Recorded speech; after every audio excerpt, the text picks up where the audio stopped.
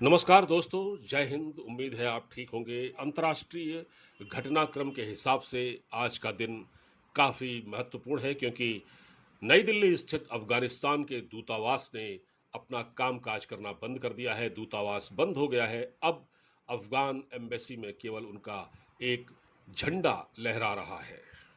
एक पत्र भी लिखा गया है अफगान दूतावास की ओर से, उसके बारे में भी बात होगी।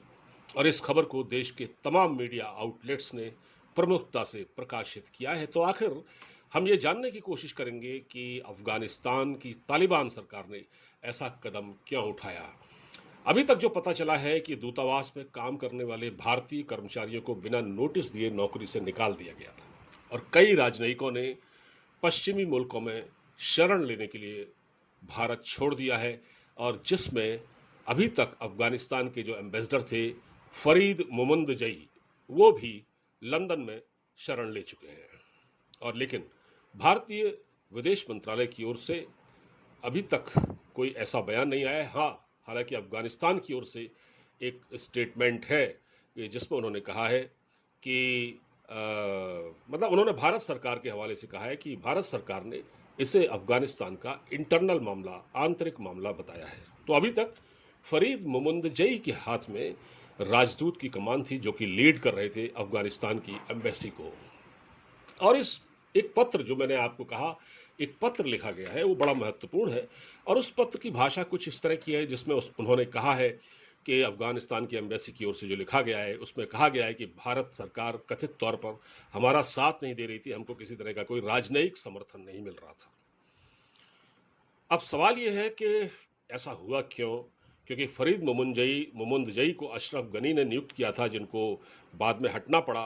तालिबान की सरकार जब आई वहाँ पर 2021 में, जब तालिबान की सरकार आई तभी से मोमंदजई खुद को असहज महसूस कर रहे थे।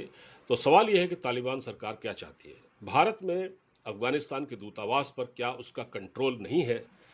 क्या उसको ये लग रहा था कि वो अशरफ गनी सरकार के नियुक्त किए गए राजदूत को बदलना चाहती है? क्या भारत सरकार तालिबान के किसी व्यक्ति को अफगान दूतावास की जिम्मेदारी नहीं देना चाहती? और अगर दूतावास बंद हुआ है, दूतावास बंद हो चुका है, तो दोनों देशों के संबंधों पर इसका कैसा असर पड़ेगा? देखिए, भारत और अफगानिस्तान के संबंध काफ़ी अच्छे हैं। मैं एक चीज़ यहाँ आपको बता दूं कि ये जो कुछ भी हुआ है ये तालिबान सरकार की सहमति से हुआ है।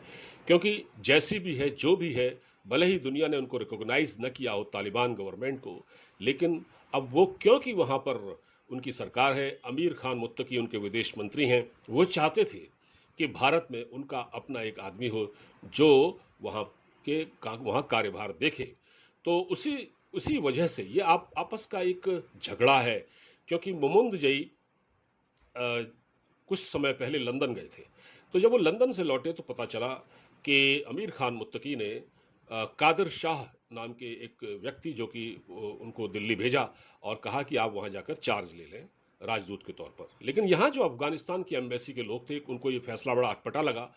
उन्होंने कहा कि जब तालिबान सरकार को किसी ने रिकॉग्नाइज ही नहीं किया है तो वो ये आदेश कैसे दे सकते हैं कि वहाँ वो किसी व्यक्ति की नियुक्ति करें, और हम क्यों कादिर शाह को हम एक्सेप्ट क्यों करें। तो यहाँ तक पता चला था कि कादिर शाह को एम्बेसी के बाहर निकाल दिया गया और बाद में वो अंदर आए, लेकिन उसके बाद स्थिति काफ़ी बिगड़ चुकी थी। तो जिस तरह की बातें कही गई कि भारत उनको समर्थन नहीं दे रहा था, राजनयिक तौर पर भारत उनके साथ कोऑपरेट नहीं किया कर रहा था, तो ये बातें गलत हैं। भारत सरकार का पूरा समर्थन आज भी तालिबान की सरकार को है, तालिबान की सरकार को है। और वो भले ही रिकॉग्नाइज नहीं करती। देखिए, ये कोई पहला मामला नहीं है। ये कोई मतलब तालिबान की सरकार ने कोई भारत के साथ ही ऐसा नहीं किया। इससे पहले रूस, चीन और पाकिस्तान और ईरान जैसे कुछ ऐसे देश हैं जहां तालिबान के नियुक्त किए गए लोग दूतावास को चला रहे हैं, और वहां अफगानिस्तान की लोकतांत्रिक इस्लामिक रिपब्लिक ऑफ अफगानिस्तान सरकार की जगह इस्लामिक एमिरेट्स ऑफ अफगानिस्तान का झंडा तक फहराया जा रहा है। लेकिन भारत उन देशों में शामिल है जहां अब तक साल 2020 में गनी सरकार के नियुक्त किए गए राजदूत फरीद मोमंदजई ही राजदूत थे। हालांकि पिछले कुछ समय से वो देश से बाहर चले गए और अब तो पता चला है कि उन्होंने देश छोड़ दिया है और शरण ले ली है बाहर, लंदन वगैरह में, लंदन या अमेरिका, लंदन बता रहे हैं। तो कुछ महीने पहले भी तालिबान सरकार ने फरीद मोमंदजई की जगह दूतावास के ट्रेड काउंसलर, जैसा कि मैंने आपको बताया, कादिर शाह को जिम्मेदारी देने की कोशिश की थी और अमीर खान मुत्तकी जो कि विदेश मंत्री हैं तालिबान सरकार के, उन्होंने इस पर इंटरेस्ट लिया इस मामले में। लेकिन क्योंकि यहाँ के कर्मचारियों ने उनको कोऑपरेट नहीं किया, उनके दूतावास में आने पर रोक लगा दी गई। तो ये सारा मामला इनका चल रहा है, ये इनका इंटरनल अपना मामला है। तो न सिर्फ भारत बल्कि चीन में भी तालिबान ने ऐसा ही किया था।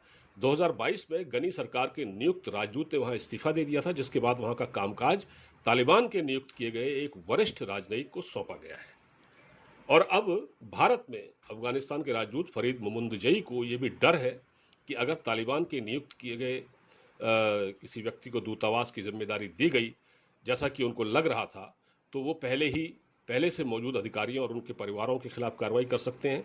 तो देखिए, अभी तक जो तालिबान की जो गवर्नमेंट है वो ये चाह रही थी कि कादिर शाह वहाँ चार्ज लें और फरीद मोमंदजई को वापस बुला लिया जाए, लेकिन फरीद मोमंदजई वहाँ नहीं जा सकते थे क्योंकि उनको अपनी जान का खतरा था। और जितने भी 4-5 डिप्लोमेट इस वक्त अफगानिस्तान के छोड़कर गए हैं बाहर, पूरा दूतावास खाली हो गया है, तो उनको भी अपनी जान का कहीं ना कहीं खतरा था, तो वो अपने देश नहीं जाना चाहते थे।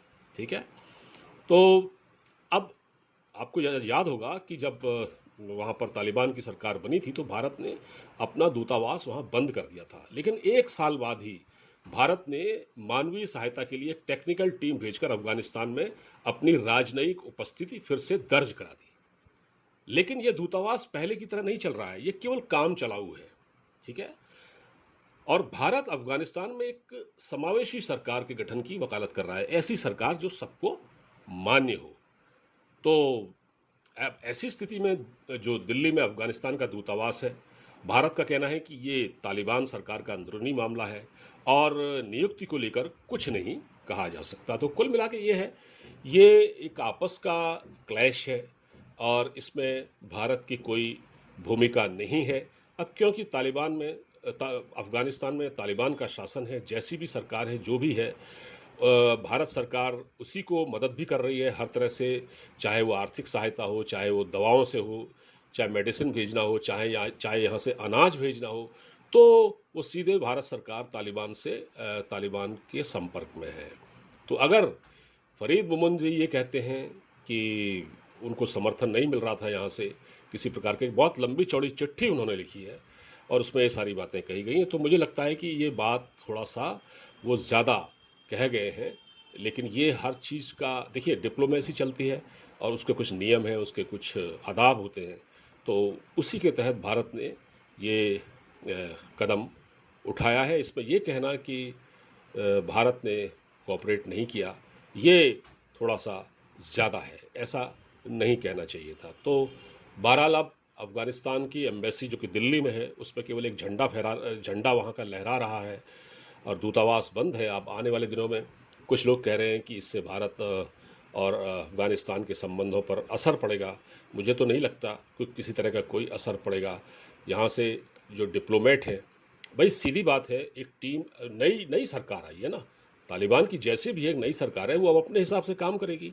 अब ज़रूरी नहीं है कि यहाँ फरीद मोमंदजई रहे, वो अपने आदमी को लाएगी, अपने भरोसे के आदमी को लाएगी, और ऐसा उन्होंने किया है। और कादिर शाह को उन्होंने यहाँ नियुक्त किया और इससे ये झगड़ा बढ़ गया। तो आपको ये बात समझ में आ गई होगी। फिलहाल इस बातचीत में इतना ही। अब मुझे दीजिए इजाज़त। हमारे चैनल को सब्सक्राइब कीजिएगा। और मैंने आज ये एक ऑडियो आपके लिए बनाया है, ये वीडियो नहीं है, तो इसको आप ज़्यादा से ज़्यादा लोगों तक पहुँचाइएगा ताकि लोगों को बात समझ में आ जाए। चैनल को सब्सक्राइब कीजिएगा, वीडियो को शेयर कीजिएगा। नमस्कार।